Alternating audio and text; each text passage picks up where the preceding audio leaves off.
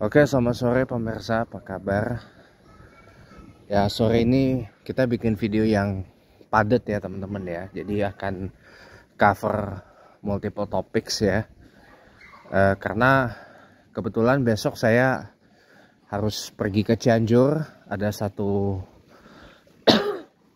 satu urusan yang harus saya selesaikan di sana.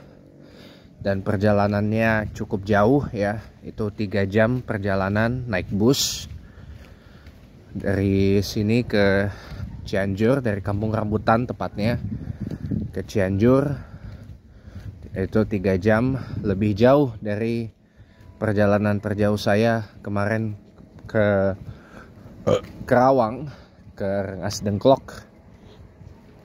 Nah, itu membutuhkan waktu 1,5 jam perjalanan.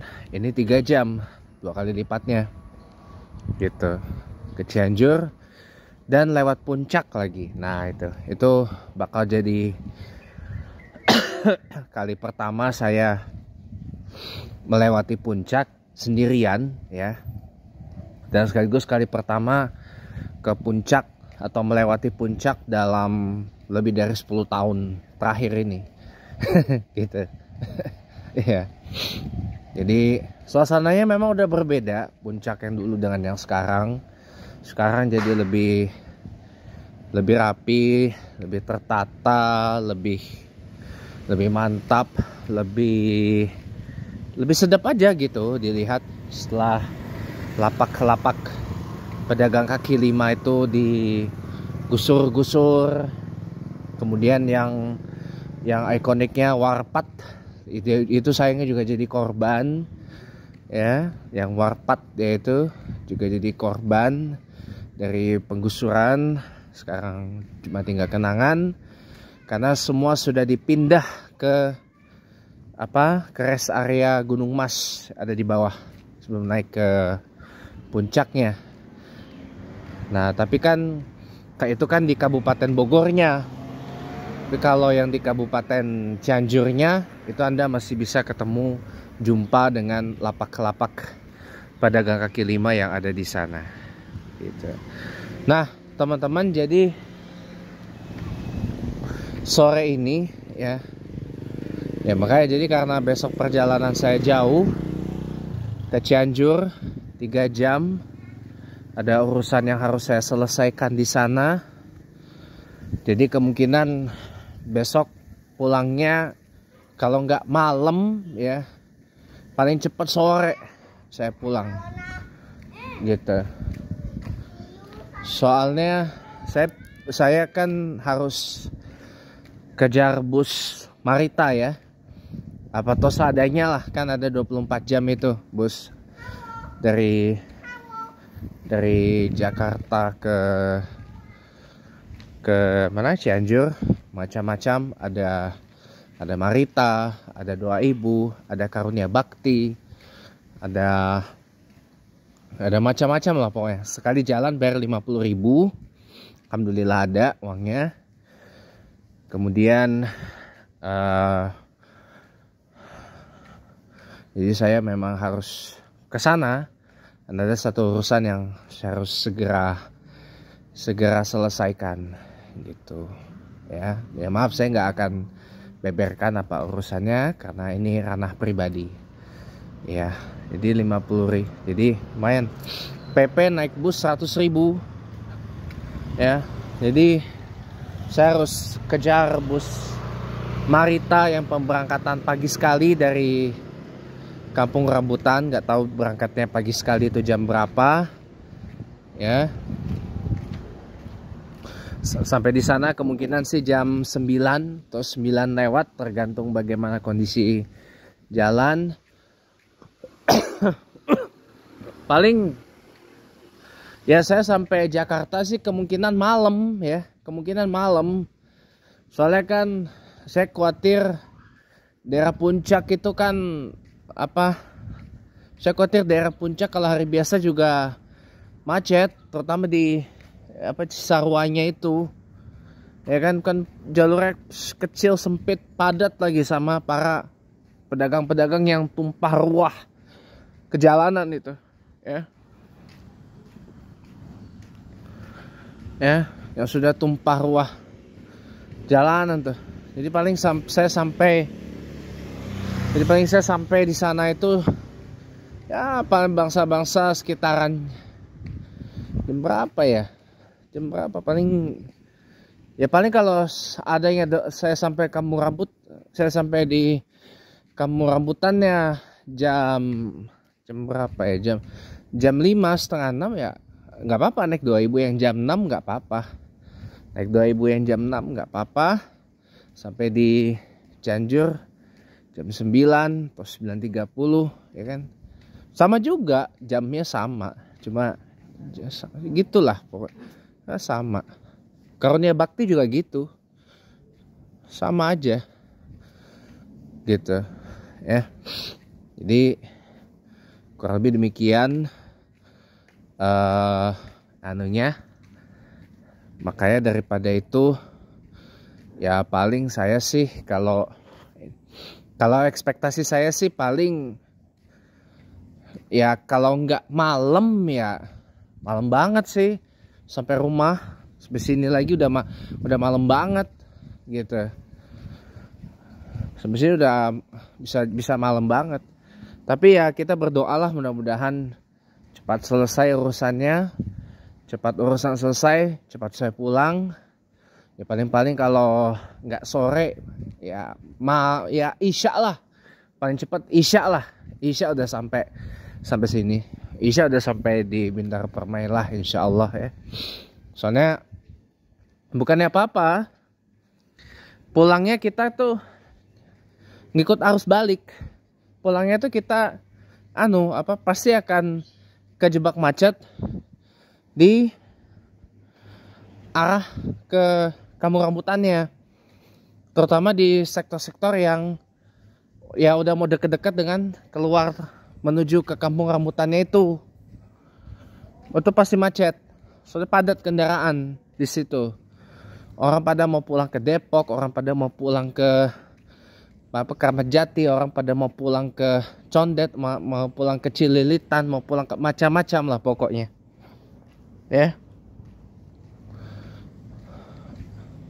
Ini pasti tumpah ruah orang pergi ke kampung rambutan. Jadi makanya saya maaf ya teman-teman, besok kemungkinan saya nggak bikin video karena PP Jakarta Cianjur Jakarta itu bisa 6 jam lebih ya.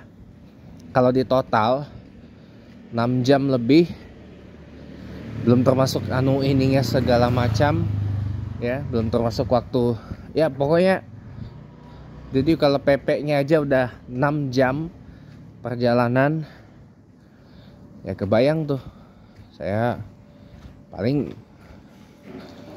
kalau ini sampai sini, kalau berharap sih paling cepat ke besok saya itu sampai di sini paling cepat ya, secepat-cepatnya saya sampai besok itu dari Cianjur ke sini. Mudah-mudahan maghrib lah udah sampai, mudah-mudahan lah ya. Saya nggak berani berandai-andai juga gitu, soalnya kondisi jalanan kan kita tahu sendiri. Kemudian bermacam-macam dinamika di jalanan kan kita nggak tahu juga. Jadi palingan ya saya nggak banyak berandai-andai gitu. Paling besok kalau lancar sih mudah-mudahan bisa kurang dari 3 jam udah sampai lah ke Cianjur. Soalnya kan takut macet di Cisarua, belum lagi macet di Cipanas gitu ya kan. Kemudian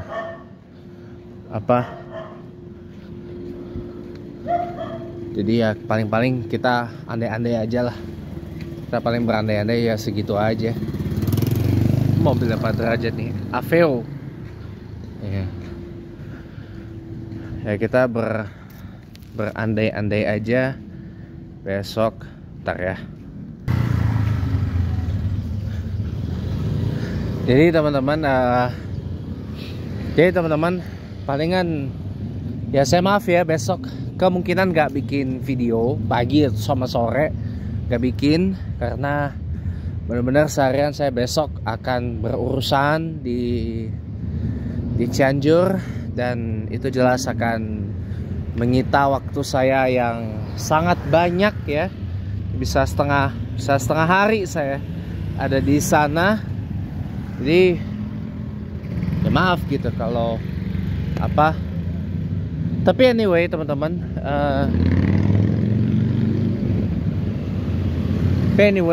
pembahasan kita sore ini sebenarnya singkat aja. Jadi kadangkala ya, orang kalau suka ribut akan sesuatu itu tuh biasanya tuh tandanya orang itu emang nggak punya bahan omongan sih. Ya kalau orang dikit-dikit ribut kayak mama saya tuh, dia dikit-dikit ribut, tandanya orang itu ya simply nggak punya bahan omongan. Satu, yang kedua orang tersebut ya emang lagi bermasalah. Yang ketiga lagi stres aja. Yang keempat ya emang udah wataknya aja tukang ribut gitu loh. Kalau apa-apa aja diributin itu rasanya gimana ya, nggak nikmat hidup itu. Dikit-dikit ribut kan rasanya jadi rumah itu seperti kayak apa ya, seperti kayak, bentar ya,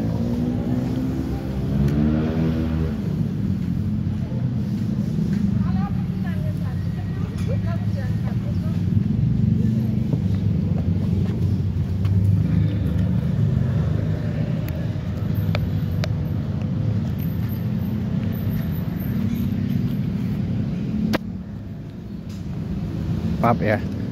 Oh nggak ke pos ya. Orang kan suka bilang baiti jannati, rumahku surgaku, ya kan. Kalau orang ribut mulu, ini mah bukan baiti jannati, baiti nari, tau nggak? Rumahku nerakaku. Itu ya saya alami teman-teman. Saya tahu ya, orang kok suka banget ya, orang bilang baiti jannati, terus kata baiti nari. Yang saya alami itu baiti nari, rumahku nerakaku gitu loh. Ribut aja, capek tau gak sih ribut itu, buang-buang energi. Tapi itu orang kalau suka ribut biasanya orang tersebut ya dia nggak punya bahan omongan. Satu, yang kedua orangnya ya emang emosian, emang lebih strawberry daripada yang disebut strawberry generation sekarang ini. Sekarang ini kan orang banyak sebut Gen Z, anak-anak muda zaman sekarang tuh apa, dengan sebutan strawberry generation, generasi strawberry kan katanya. Nah itu bisa jadi tuh lebih strawberry generation dari yang disebut strawberry generation. Karena ya itu apa, dikit-dikit emosian, dikit-dikit baperan, dikit-dikit sensian gitu kan.